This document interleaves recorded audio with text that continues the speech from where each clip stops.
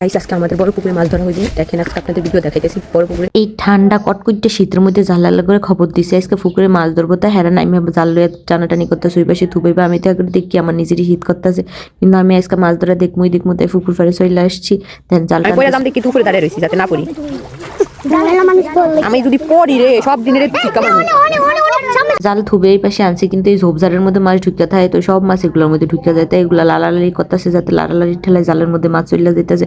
আমি আসলে কোনো সময় দেখিনি, ছোটবেলায় দেখছিলাম, তো অনেকদিন পরে বাড়িতে আসছি এই সুযোগেও মাছ ধরতেছে, তাই মাছ ধরাটা মিস করতে চাই নাই। তাই পুকুর পাড়ে চলে আসছি। দেখেন একদম জাল তুলে আনছে, ওই যে লাফালাফি করতেছে, মানে এখনো মাছখানি আছে। তো অবশেষে জাল কিনারি ধইরা নিয়ে আসছে।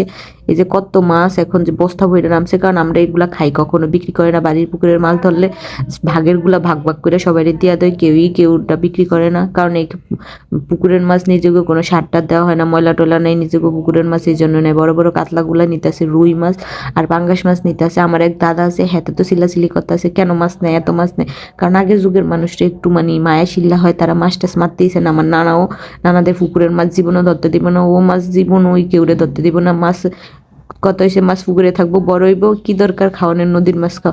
আর আমাদের দেশে তো প্রচুর নদীর মাছ পাওয়া যায়, যে 3-4 বস্তা ধরছে, এর মধ্যে গুড়া মাছ মলা মাছ ধরছে অনেকগুলা।